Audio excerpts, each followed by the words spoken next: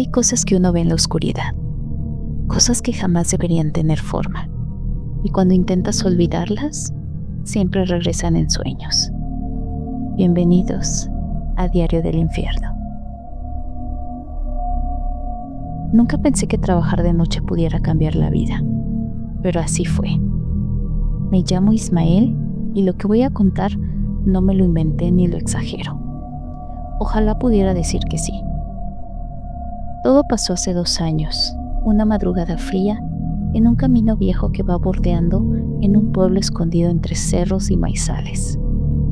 Ese camino lo conocía de memoria, porque lo había recorrido cientos de veces rumbo a la obra donde trabajaba como veladora auxiliar. Pero esa noche el aire se sentía raro, cargado, como si algo estuviera respirando detrás de los árboles. Lo primero que noté fue el silencio. Yo llevaba una lámpara, pero la luz parecía perderse a unos pasos de mí, como si la oscuridad se la tragara. Pasé cerca del panteón. Ahí fue cuando lo escuché. Un ruido suave, repetitivo, como uñas rascando tierra húmeda. Al principio pensé que era un perro o algún animal buscando comida. El sonido era constante, como alguien escarbando con desesperación o con algún propósito. El sonido venía detrás de un muro de ladrillos que rodeaba las tumbas más antiguas. Pude haber seguido caminando, pero mi curiosidad me ganó. O tal vez no fue curiosidad. Quizá fue esa sensación que te empuja, aunque tu instinto te diga que huyas. Así que asomé la luz de la lámpara por un hueco entre los ladrillos, y no vi nada, pero el sonido seguía. Sentí como un hormigueo. Comencé a ponerme nervioso y decidí rodear el muro por fuera y acercarme por la parte donde el alambrado estaba roto desde hace años. En ese momento percibí un olor como a tierra removida, a tierra húmeda. Seguí aluzando con la lámpara y cuando levanté la luz, lo vi. Una figura, delgada. Estaba agachado hurgando la tierra con movimientos rápidos. Su piel, si es que eso era piel, parecía estirada, grisácea. No podía verlo bien. Los brazos se veían larguísimos. Y lo peor, los ojos. 2 huecos completamente negros donde no había brillo, ni vida, ni reflejo. Se movía como si no tuviera articulaciones normales. Pero cuando la luz de mi lámpara apenas tocó su espalda, en ese instante, la figura se desvaneció como si la luz la hubiera evaporado. No corrió, no saltó, simplemente dejó de estar ahí. Solo se quedó un gran silencio, y frente a mí, un agujero fresco en la tierra, uno que no había estado la tarde anterior. Me quedé paralizado unos segundos, intentando procesar lo que mis ojos acababan de ver. Seguí apuntando con la lámpara alrededor, temblando. La luz no encontraba nada. Solo se veían sombras largas entre las lápidas y cruces retorcidas. Pero justo cuando estaba a punto de irme, la lámpara iluminó algo que me hizo un nudo en el estómago. Era una lápida solitaria, vieja, con el mármol cuarteado y las letras casi borradas, excepto por el nombre. Lo reconocí de inmediato. Era el nombre de Faustino Herrera Muñoz. Yo conocí a ese hombre, o mejor dicho, lo veía casi todos los días. Era un señor delgado de barba blanca y mirada perdida, que vendía veladoras afuera de la iglesia. Siempre lo veía ahí, vivo, caminando, conversando con la gente. Incluso me había saludado esa misma semana. Pero ahí estaba, su nombre grabado en una lápida antigua, como si llevara muerto desde hace décadas. Me acerqué más a la lápida, aunque sabía que era una mala idea. El mármol tenía uñas marcadas, como si alguien hubiera intentado rascarlo. Y la tierra frente a la lápida era justo la que la criatura había estado escarbando. ¿Pero qué buscaba? ¿O a quién buscaba? En eso, escuché un golpe. La maleza detrás de mí se movió como si algo pesado pasara entre ella.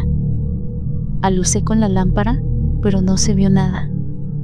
Solo estaban los árboles. Seguí caminando hacia atrás sin quitar la vista de la lápida. Y cuando por fin me animé a dar media vuelta para salir del panteón, escuché el ruido otra vez. Eran las uñas escarbando nuevamente. Esta vez las escuché más cerca. El sonido venía de mi izquierda, luego de mi derecha, luego detrás de mí, como si se multiplicara, como si hubiera más de una cosa bajo la tierra moviéndose. Quise correr, pero mis piernas no respondían. Solo pude murmurar entre dientes, intentando convencerme de que quizá era algún animal, o el viento arrastrando ramas sueltas. Pero yo ya había visto los ojos negros. Yo sabía que eso no había sido un animal. Entonces, un detalle me golpeó la mente. Si la lápida pertenecía a un hombre que seguía vivo, ¿qué era lo que estaba enterrado ahí? Y peor aún, ¿era la criatura la que intentaba salir o estaba intentando entrar? Sentí mucho miedo y salí del panteón casi a tropezones. Caminé rápido por el camino de terracería, sin atreverme a mirar atrás. Solo cuando la luz del primer poste apareció a lo lejos, sentí que podía volver a respirar. Durante toda la madrugada no pude quitarme la imagen de esa figura de mi cabeza. Cada vez que parpadeaba, veía sus ojos negros, y aunque intenté convencerme de que mi mente me estaba jugando una mala pasada, la tierra removida y la lápida con el nombre conocido seguían ahí, en mi mente, dándome vueltas. A la mañana siguiente, decidí comprobar algo que me estaba carcomiendo por dentro. Fui directo a donde siempre veía al señor don Faustino, afuera de la iglesia. Si lo veía ahí, si lo encontraba de pie, respirando, entonces quizá todo podía tener una explicación lógica. Quizá nada de lo que había visto había sido real. Quizá estaba demasiado cansado o enfermo, o sugestionado por la oscuridad. Pero cuando llegué, él no estaba. El puesto de veladora seguía ahí, cubierto con una lona azul, pero no había rastro del señor. Le pregunté a algunas personas que pasaban por ahí, pero nadie lo había visto desde el día anterior. Una señora incluso dijo que llevaba varios días sin aparecer. Y no sé por qué sentí la necesidad de saber más. Así que fui a la casa parroquial, donde un sacristán guardaba registros viejos. Le pregunté por don Faustino. Se quedó pensativo y luego buscó entre unas libretas amarillentas. Y lo que me dijo me sorprendió. Me aseguró que el señor Faustino había muerto hacía más de 30 años, de una pulmonía, según el registro. Incluso mencionó que él mismo había asistido al velorio. En ese momento me quedé tan sorprendido. Le insistí diciendo que yo lo había visto, que hablaba con la gente, que vendía veladoras todos los días.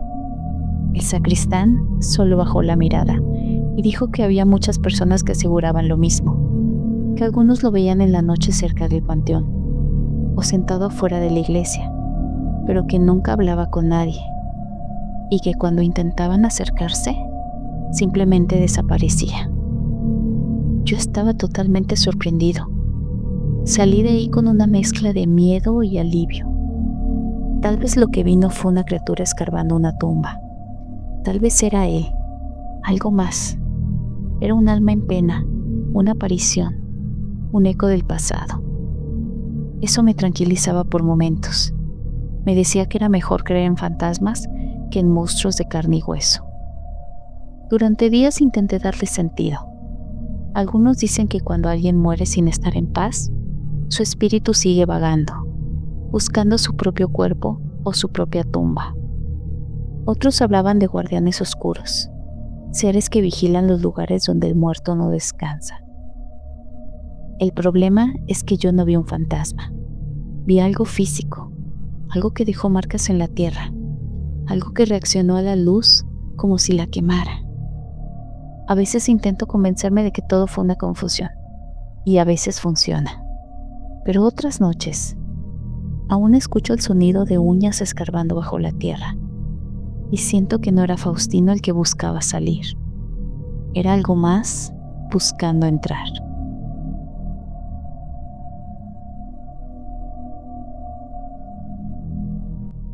Gracias por acompañarnos a lo largo de esta historia. Si te gustó, compártela con alguien que ame el misterio como nosotros. Suscríbete para explorar juntos los rincones más oscuros de lo desconocido.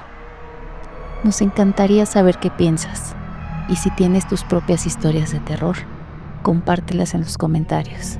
Aquí, en Diario del Infierno, queremos conocerlas todas. Recuerda, a veces lo más aterrador no es lo que ves, sino lo que sientes cuando todo se queda en silencio. Nos vemos hasta la próxima.